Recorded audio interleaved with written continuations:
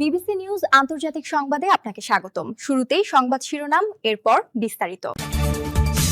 আবারও ইসরায়েল বাহিনীর শুরু করে দিল ফিলিস্তিনের ওপরে জোরপূর্বক হামলা। বারবার যুদ্ধ বন্ধ থাকা সত্ত্বেও ফিলিস্তিনের ওপরে হামলা করছে ইসরায়েল। এখন হয়তোবা ফিলিস্তিন কিছুই করতে পারছে না, তবে আল্লাহ ছাড় দেন কিন্তু ছেড়ে দেন না। গাজায় ইসরায়েলি হামলায় নিহত ৯। তারিক রহমানের শপথ অনুষ্ঠানে মোদি শাবাতসহ আমন্ত্রণ পেয়েছেন ১৩ রাষ্ট্রপ্রধান। নতুন করে ফ্রান্সে শুরু হল এপস্টেইন ফাইল তদন্ত। নাইজেরিয়ায় বন্দুকধারীদের হামলায় নিহত অন্তত ৩২। এতক্ষণ শুনছিলেন সংবাদ শিরোনাম, এখন বিস্তারিত। আপনি যদি মুসলিমদের পাশে থাকতে চান তাহলে ভিডিওতে লাইক করে চ্যানেলটি অবশ্যই সাবস্ক্রাইব করে দিবেন এবং কমেন্টে জানিয়ে দিবেন আপনার মূল্যবান মতামত। এখন বিস্তারিত।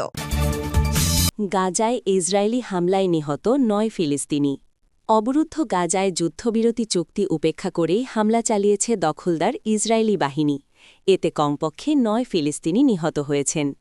কাতার ভিত্তিক সংবাদমাধ্যম আল জাজিরার প্রতিবেদনে বলা হয়, রোববার ১৫ ফেব্রুয়ারি উপত্যকার দক্ষিণাঞ্চলীয় খান ইউনিস শহরে ইসরায়েলি হামলায় অন্তত ৪ জন নিহত হন বলে চিকিৎসা সূত্র জানিয়েছে।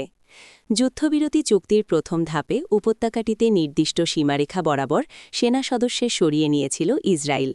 ওই সীমারেখাকে বলা হয় ইয়েলো লাইন বা হলুদ রেখা। তথাকথিত সেই হলুদ রেখার বাইরেও এই হামলা চালানো হয়। গাজার আলশিফা হাসপাতালের সূত্রের বরাদ্দ দিয়ে প্রতিবেদনে বলা হয়, উত্তর গাজার আলফালুজা এলাকায় বাস্তুচ্যুত জন্য একটি তাঁবুতে ইসরায়েলি বাহিনী হামলায় আরও ৪ ফিলিস্তিনি নিহত হয়েছেন।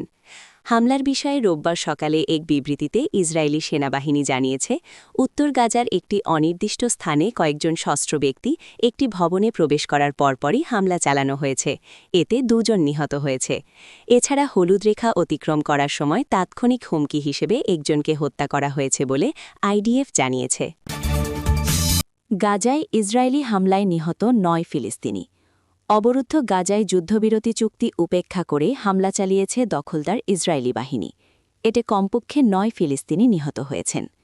কাতার ভিত্তিক সংবাদমাধ্যম আল জাজিরার প্রতিবেদনে বলা হয়, রোববার ১৫ ফেব্রুয়ারি উপত্যকার দক্ষিণাঞ্চলীয় খান ইউনিস শহরে ইসরায়েলি হামলায় অন্তত ৪ জন নিহত হন বলে চিকিৎসা সূত্র জানিয়েছে। যুদ্ধবিরতি চুক্তির প্রথম ধাপে উপত্যকাটিতে নির্দিষ্ট সীমারেখা বরাবর সেনা সদস্যের সরিয়ে নিয়েছিল ইসরায়েল। ওই সীমারেখাকে বলা হয় ইয়েলো লাইন বা হলুদ রেখা। তথাকথিত সেই হলুদ রেখার বাইরেও এই হামলা চালানো হয়। গাজার আল শিফার হাসপাতালের সূত্রের বরাত দিয়ে প্রতিবেদনে বলা হয়, উত্তর গাজার আলফালুজা এলাকায় বাস্তুচ্যুত জন্য একটি তাঁবুতে ইসরায়েলি বাহিনী হামলায় আরও ৪ ফিলিস্তিনি নিহত হয়েছেন। হামলার বিষয়ে রোববার সকালে এক বিবৃতিতে ইসরায়েলি সেনাবাহিনী জানিয়েছে, উত্তর গাজার একটি অনির্দিষ্ট স্থানে কয়েকজন সশস্ত্র ব্যক্তি একটি ভবনে প্রবেশ করার পরপরই হামলা চালানো হয়েছে। এতে ২ জন নিহত হয়েছে। এছাড়া হলুদ রেখা অতিক্রম করার সময় তাৎক্ষণিক হুমকি হিসেবে একজনকে হত্যা করা হয়েছে বলে আইডিএফ জানিয়েছে। নতুন করে ফ্রান্সে শুরু হল এপস্টেইন ফাইল তদন্ত। জেফ্রি এপস্টেইন মামলার রেশ ধরে ফ্রান্সে নতুন করে তদন্ত শুরু করেছে দেশটির কর্তৃপক্ষ। সম্প্রতি এপস্টেইন সংক্রান্ত অপ্রকাশিত গোপন নথিগুলো জনসমক্ষে আসার পর সেখানে নতুন কিছু চাঞ্চল্যকর তথ্য মিলেছে, যার ভিত্তিতে ফরাসি প্রশাসন এই পদক্ষেপ নিয়েছে। মূলত এই নথিপত্রগুলোতে এমন কিছু ফরাসি নাগরিক ও প্রভাবশালী ব্যক্তিদের নাম উঠে এসেছে, যারা এপস্টাইনের যৌন পাচার চক্র বা তার অপরাধমূলক কর্মকাণ্ডের সাথে সরাসরি জড়িত ছিলেন বলে সন্দেহ করা হচ্ছে। ফোর্বসের এক প্রতিবেদন থেকে জানা যায়, ফরাসি প্রসিকিউটররা এখন খতিয়ে দেখছেন যে ফ্রান্সের মাটিতে কোনো অপ্রাপ্ত বয়স্কের ওপর যৌন নির্যাতন বা পাচারের ঘটনা ঘটেছিল কিনা। এর আগেও ২০১৯ সালে এপস্টাইনের মৃত্যুর পর ফ্রান্সে একটি তদন্ত শুরু হয়েছিল, বিশেষ করে তার ঘনিষ্ঠ সহযোগী জন লুক ব্রুনেলের কর্মকাণ্ডকে কেন্দ্র করে। ব্রুয়েল নিজেও কারাগারে থাকা অবস্থায় মারা যান। তবে নতুন করে প্রকাশিত এই ফাইলগুলো তদন্তের মোড় ঘুরিয়ে দিয়েছে।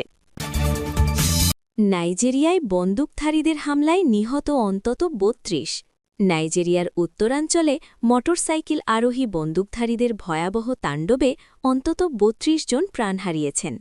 শনিবার ১৪ ফেব্রুয়ারি নাইজার রাজ্যের বর্গু এলাকার ৩টি গ্রামে এই নৃশংস হামলা চালানো হয়। প্রত্যক্ষদর্শী ও স্থানীয় পুলিশের বারাত দিয়ে জানা গেছে, হামলাকারীরা গ্রামগুলোতে ঢুকে নির্বিচারে গুলিবর্ষণ করে এবং বেশ কিছু বাড়িঘরে অগ্নিসংযোগ করে। তুঙ্গামাকিরি গ্রামে হামলার মাধ্যমে শুরু হওয়া এই তাণ্ডবে সেখানে ৬ জন নিহত হন এবং বেশ কিছু মানুষকে অপহরণ করা হয়। এরপর বন্দুকধারীরা কোনো কোসো গ্রামে ঢুকে পড়ে, যেখানে অন্তত ২৬ জনের মৃত্যু নিশ্চিত করা হয়েছে। মানবিক সহায়তা প্রদানকারী কিছু সূত্রের দাবি নিহতের সংখ্যা ৩৮ পর্যন্ত পৌঁছাতে পারে। কোনো কোসো গ্রামের বাসিন্দারা জানিয়েছেন হামলাকারীরা ভোরের দিকে গ্রামে ঢুকে পুলিশ স্টেশনে আগুন ধরিয়ে দেয় এবং সাধারণ মানুষের ওপর গুলি চালায়। প্রত্যক্ষদর্শীদের মতে হামলার সময় অনেককে গুলি করে এবং কয়েকজনের গলা কেটে হত্যা করা হয়েছে। পিটসা নামক আরেকটি গ্রামেও হামলা চালিয়ে একটি পুলিশ স্টেশন জ্বালিয়ে দেওয়ার খবর পাওয়া গেছে।